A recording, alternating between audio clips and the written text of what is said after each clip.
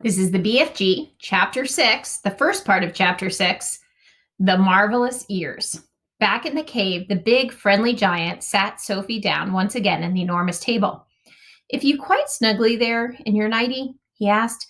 "You isn't frigidly cold?" "I'm fine," Sophie said. "I cannot help thinking," said the BFG, "about your poor mother and father. By now they must be jippin' and scumpin' all over the house, shouting, 'Hello, hello!' Where's Sophie gone?" "I don't have a mother and father," Sophie said. "They both died when I was a baby." "Oh, you poor little scrumplet," cried the BFG. "Is you not missing them very badly?" "Not really," Sophie said, "because I never knew them." "You is making me sad," the BFG said, rubbing his eyes. "Don't be sad," Sophie said. "No one is going to be worrying too much about me. That place you took me from was the village orphanage. We are all orphans in there." "You is an orphan?" "Yes." "How many is there in there?" 10 of us, Sophie said, all little girls. "Was you happy there?" the BFG asked. "I hated it," Sophie said. "The woman who ran it was called Mrs. Clunkers, and if she caught you breaking any of the rules, like getting out of bed at night or not folding up your clothes, you got punished." "How is you getting punished?" "She locked us in the dark cellar for a day and a night without anything to eat or drink."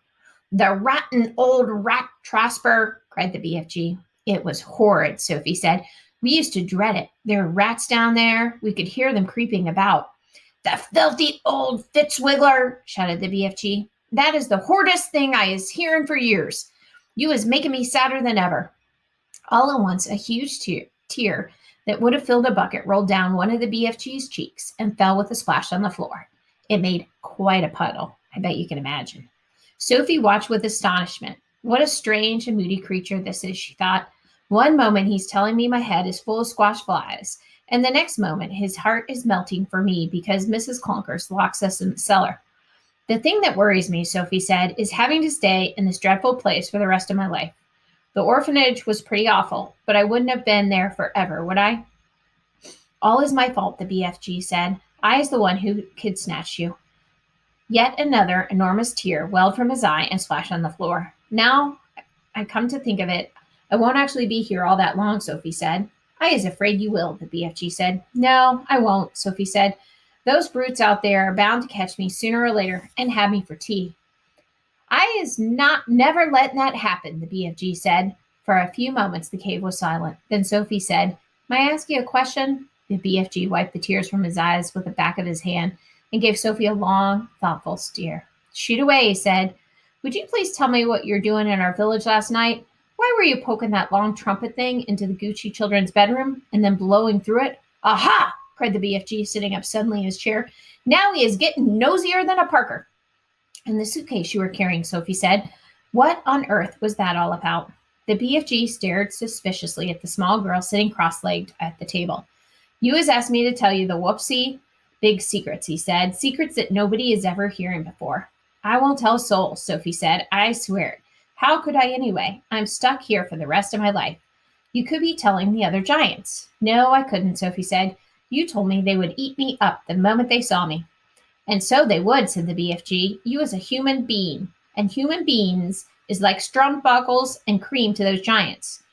If they're going to eat me the moment they see me, then I wouldn't have time to tell them anything, would I?" Sophie said. "You wouldn't," said the BFG. "Then why did you say I might?" "Because I is brimful of buzz boogers," the BFG said.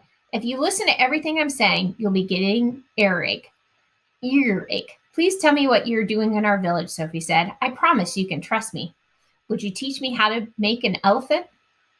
The BFG said. "What do you mean?" Sophie said. "I would dearly love to have an elephant to ride on," the BFG said dreamily. "I would so much love to have a jumbly big elephant and go riding through a green forest, picking peachy fruits off the trees all day long.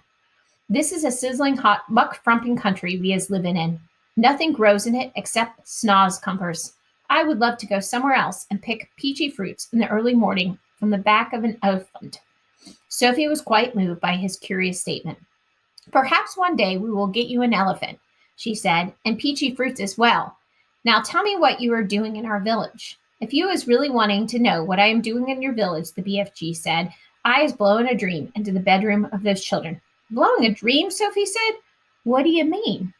"I is a dream-blowing giant," the BFG said. When all the other giants is galloping off every what way in which to swallow up human beings, I is scuttling away to other places to blow dreams into the bedrooms of sleepy children.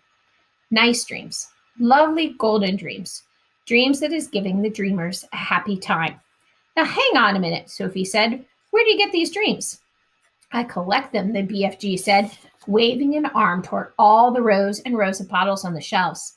I have billions of them. Remember all those shelves with the jars? Those are dreams. You can't collect a dream, Sophie said. A dream isn't something you can catch hold of. You is never going to understand about it, the BFG said. That is why I is not wishing to tell you. Oh, please tell me, Sophie said. I will understand. Go on. Tell me how you collect dreams. Tell me everything. The BFG settled himself comfortably in his chair and crossed his legs. Dreams, he said, is very mysterious things. They is floating around the air like little wispy, misty bubbles. And all the time they is searching for sleeping people. Can you see them? Sophie asked. Never at first. Then how do you catch them if you can't see them? Sophie asked. Aha, said the BFG. Now he is getting onto the dark and dusky secrets. I won't tell a soul. I is trusting you, the BFG said. He closed his eyes and sat quite still for a moment while Sophie waited. A dream, he said, as it goes whiffling through the night air, is making a tiny little buzzing humming noise. But this little buzzing humming is so silvery soft, it is impossible for a human being to hear it. Can you hear it? Sophie asked. The BFG pointed up at his enormous truck wheel ears, which he now began to move in and out. He performed this exercise proudly, with a little proud smile on his face. Is you seeing these? He asked. How could I miss them? See his big ears? Try the second part of chapter 6.